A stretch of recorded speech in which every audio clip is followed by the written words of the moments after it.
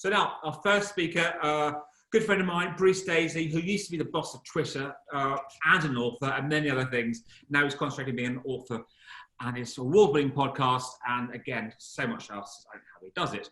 Bruce, over to you. You've got 99 seconds, and I always say, yes, you're a friend, but I will horn you off after 99 seconds. Go. Thank you.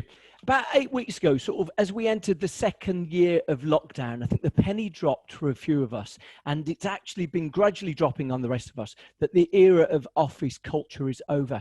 And you might question why I asked that. Barclays said that they saw that the era of bringing 7,000 people into the office was a thing of the past.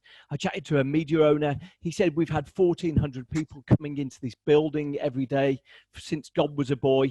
And for the last 8 weeks, we've had 30. The product hasn't changed. The boss of Morgan Stanley said we've done a 180 on this. I chatted to the board of an FT 250 company this week. They said our workers have told us we're refusing to come back. Now, often it's the way we react to change that defines us. There's probably a lot of people who still wish that real music would come back like they were at 19. The problem with that is that you don't end up being 19 by just hoping that the past returns. And it's the extent that we accept that the world has changed that's going to define us. It's how we react that's going to be really the character of what we do next. Why do I say that? Well, there's probably a lot of us who are still thinking about how the old models work.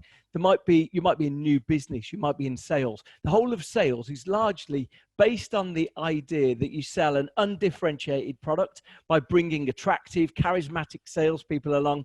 You bring them, you suggest that you go to a nice lunch somewhere. All of a sudden, you sell your product. Those things aren't going to work when the person you're selling to is dialing in from Grimsby. And the extent that we haven't yet come to terms with those things is going to make a big part in the way that we think about and define office cultures. Office culture is dead. And it's only if we start thinking about how communities on the web before have built passion and connection through the screen that we're going to channel these things. So there's a big opportunity for us. We need to take advantage. Oh, Bruce, I got horning just in time almost. Great start to the day today. Now, this must be quite an intriguing time for you because everything you do is about work culture. And as you said, there's no work culture anymore.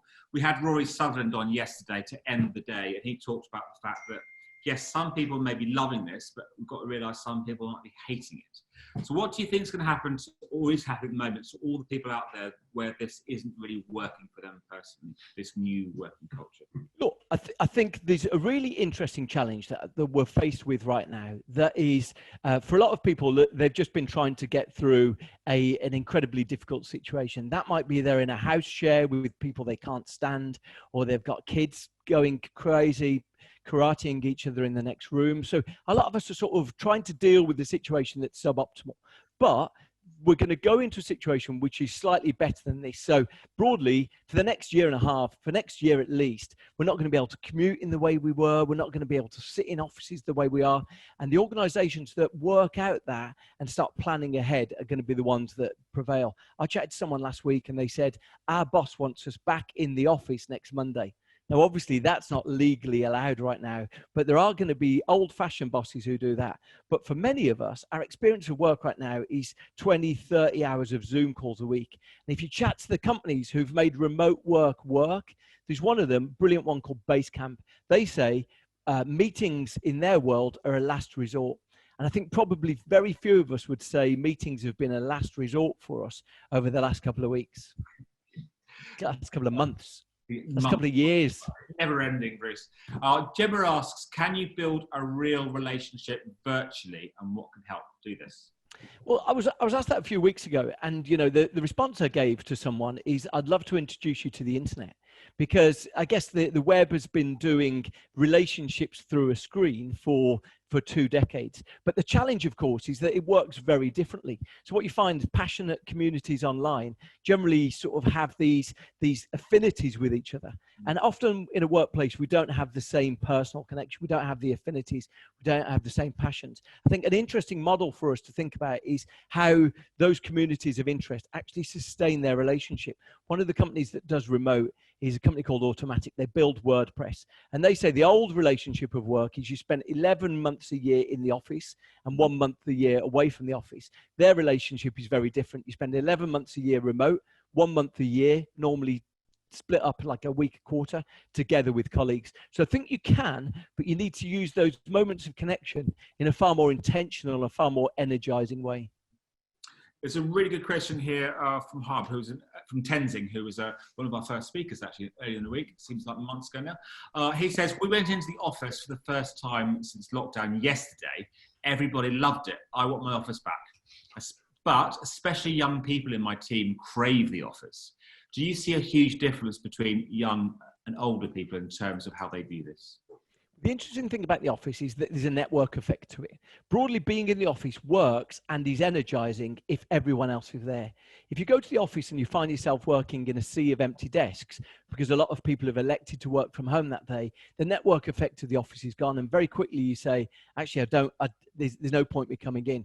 What we've definitely seen, though, is younger workers, often a lot of our training, our development, our experience comes from being around the office elders, seeing how that office negotiator works, how the woman who can turn any sales call into a sale, seeing how they work often is the way we learn. But I do think probably we're going to be more intentional in how we do that. Officers will say, okay, what we're going to do is going to have people coming in on Tuesdays for this team, Wednesdays for this team. And I suspect the balance of workspace will look very different. You know, if there's one strong bit of advice I've got, almost every company I've spoken to over the last 2 months has said, we're going to shift and have less space. We're going to have less office space. So right now, I would say that there's going to be a lot of commercial real estate available on the market in the end of the next year. What do you think in your book? There's several things that sort of come together, such as talk about the sludge when people say, half day is it when people leave early, or the Victorian Millowner sort of view of the world. So these ingrained sort of attitudes at work that stop flexible working. Do you think, what's happened to those, do you think? What's this going to do to that sort of? Yeah, I mean, look, you know, and they're still out there. Lord Sugar tweeted yesterday, you know, I don't agree with remote work. Everyone just will stay in bed sleeping all day. So there's no doubt there's loads of people there. I remember chatting to someone right at the start of lockdown, and he said, broadly, when there's inexperienced managers who maybe don't have personal commitments that they need to do, either family or sort of relatives they need to look after, they were lacking the empathy about how to make this work. And I think, you know, that broadly there is going to be a split there. A lot of younger workers, look, just don't have the facilities at home. They love the ability to do these things, but almost universally, people have said, I am really benefit from getting up an hour later every day. I'm enjoying not being crushed on the central line on my commute into town. So whether we like it or not, something has fundamentally changed. That network effect of the office will be reduced if not everyone's there. If you can't swing by and see the boss, if you can't bump into someone from a different department, the way that the office gets its mojo will be lost. And so I think the companies that really think about that, I was on a call this week with an organization that's hired 40 people during lockdown. Unbelievable. I mean, most of us haven't turned our attention to what hiring looks like right now. They've hired 40 people. They said they kicked off one call last week with everyone saying how tall they were. Because all we've seen is these tiny little digital avatars in our screens for the last 3 months. And they had no idea how tall their colleagues were. So really interesting. A lot of the things we're not even considering right now. What does hiring look like when you don't meet people? What does collaborating with other teams look like when you don't meet people? I think the organizations who think about that. So I mentioned sales along the way. You know, so much of sales is getting in front of someone. So it's recency. It's about being the last person that they saw, and charm. A lot of those things don't work. If the people that you're selling to allow everyone to work from everywhere, why? Because it's incredibly cheap, then you're not going to be able to impose yourself. So then any organization that's relied on charm, that's relied on those relationships, needs to think, right, how do I create these magical moments of connection? Do I create mini events, mini programs, more video content?